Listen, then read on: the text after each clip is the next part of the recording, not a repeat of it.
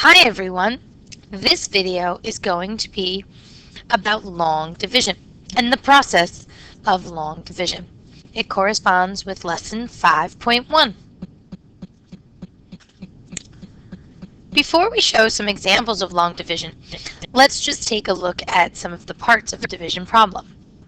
If you are given 254 divided by 2, a lot of times we're not quite sure how to set up the problem.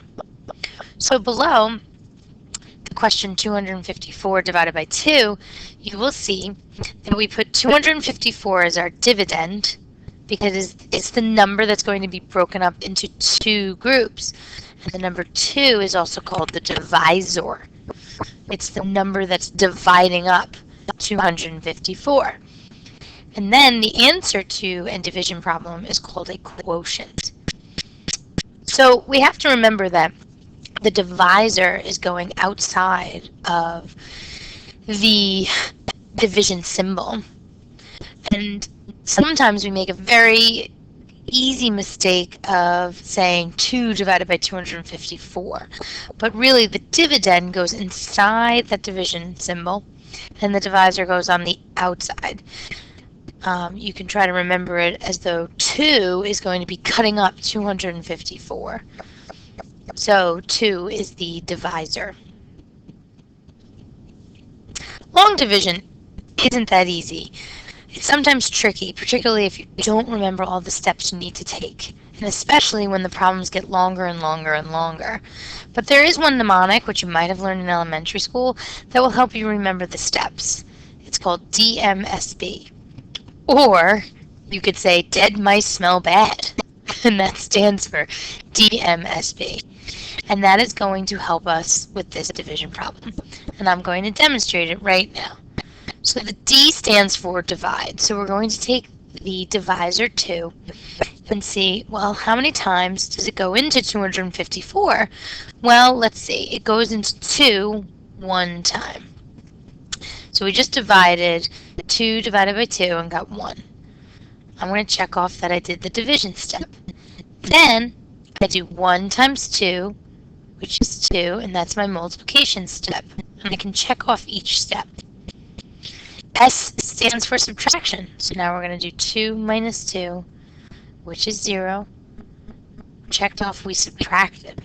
Now we're going to bring down the next number, which is a 5. Bring down. And once we go through divide, multiply, subtract, bring down, we repeat that process. So now we're going to divide again. We're going to take 5 and divide it by 2, which gives us 2. 2 times 2 is 4. That's our multiplication step. The next step is subtract. 5 minus 4 is 1. And then we bring down the 4. I use my arrows to really help me remember if I brought down the number or not. Okay, now we're back to dividing again. Remember, divide, multiply, subtract, bring down. And you keep going until you can't bring down anymore. So 14 divided by 2 is 7. That's our division step. We multiply. 7 times 2. That's 14. Now we subtract. 14 minus 14 is 0. Now we've gotten to 0, and there's nothing to bring down. So if there's nothing to bring down, I'm finished. And because I have 0 here, at the end, I've been able to divide 254 by 2 evenly. And my answer is 127.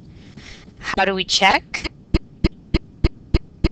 Well, 254 divided by 2 equals 127. Therefore, we can do the opposite, and we can do 127 times 2, and that should be equal to 254.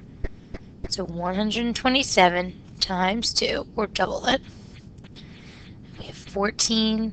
2 times 2 is 4, plus 1 is 5, and 2 times 1 is 2. So our check came out correct.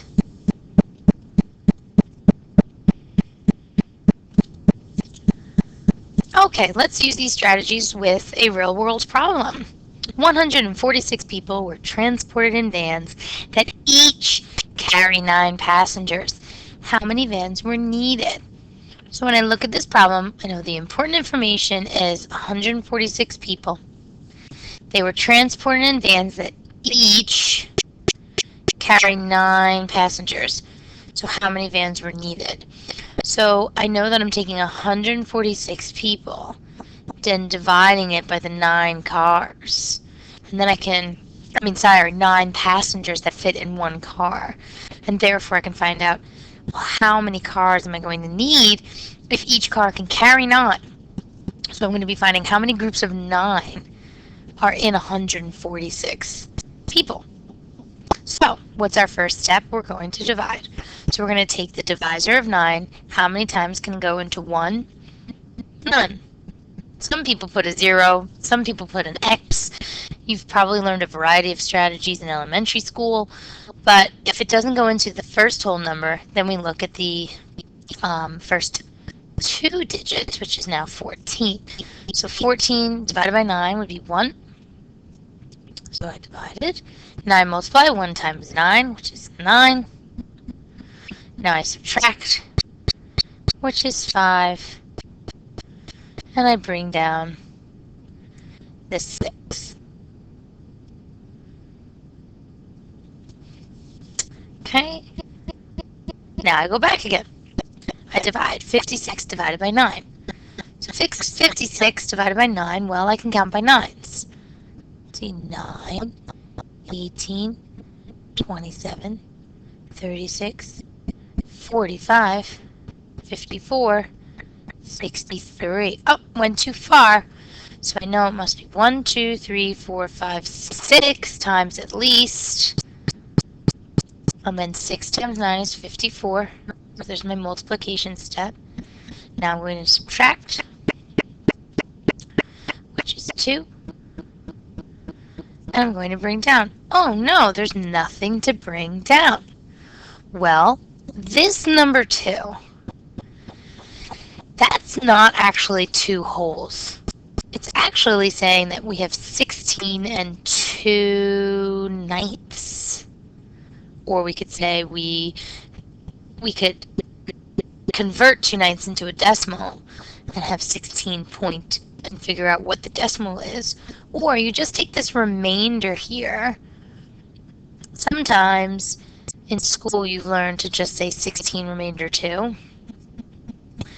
But in middle school you learn to put the remainder over the divisor to create a fraction of 2 ninths, meaning we have 2 extra passengers left over. So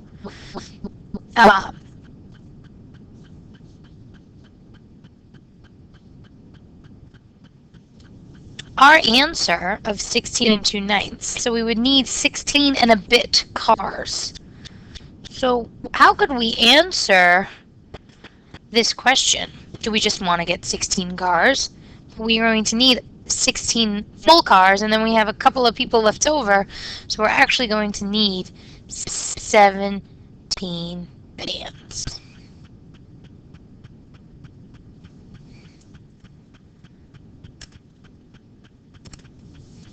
Now let's look at this problem. Maria wants to split a collection of crayons into groups of 26. Maria has 1,898 crayons. How many groups will be created? Well, we know that she has 1,898 crayons. She wants to take those crayons and divide them into groups of 26. So that's telling us to take 1898 divided by 26. What makes this question a little bit harder is we have a 2-digit divisor, and that's not often as easy as a 1-digit divisor. But we'll use the same strategy of DMSP. Divide, multiply, subtract, bring down. So 1 divided by 26? Nope. 18 divided by 26, we won't get a whole number. So now we're dealing with 189 divided by 26. This can be tricky. Something I do is I look at 26 and I could say, all right, let's see. 26 times what gets me close to 189? Well, I can scrap on this side over here, and I know that 20 times 6 is 120. So let's try 6. 36, 6, 3, 12, 156. Well, I think I can go one more than that. What I'm demonstrating is a little trial and error if you don't have a calculator. So let's try 26 times 7. See why it's so important to know your multiplication tables? 6 times 7 is 42. And then 7 times 2 is 14. Plus 4 is 182. That's very close to 189. So I think 26 times 7 is going to get us the closest. So my first step was division. Great. Now I do 7 times 26. And I have 2, 4, 182. I multiplied. Now I subtract. 189 minus 182 is 70. Is 7. And then I bring down the 8, so I'm left with 78. Now I go back to my division. 78 divided by 26. 26 times 2 would be 52. And then another 26 actually brings me to 28. So let's check. Is 26 times 3 78? It is. So I'm going to divide and I get 3. When I multiply, I get 78. Subtract. I'm left with nothing. And there's nothing to bring down. So I found out that 1,898 divided by 26 is 73. I hope you noticed some of my strategies of trying to figure out how many times 26 goes into some of these numbers. You don't know it right away. If you have a calculator, it obviously makes division very easy. But when you don't, you have to sort of guess and check. Guess and check. Use your knowledge of some of the multiplication tables you know of to help you get to finding out how many times 26 goes into these numbers. You can scrap on the side, and it's really helpful.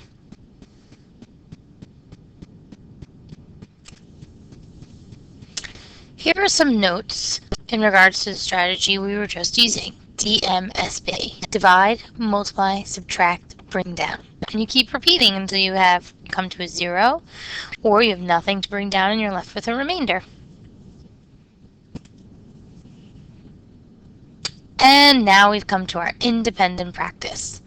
So make sure to write these questions down on loose leaf, bring them into class so you can get credit for your homework. Hope this video has helped support you in your long division. Remember to watch it repeatedly if you have to remind yourself about the strategies we can use when doing long division.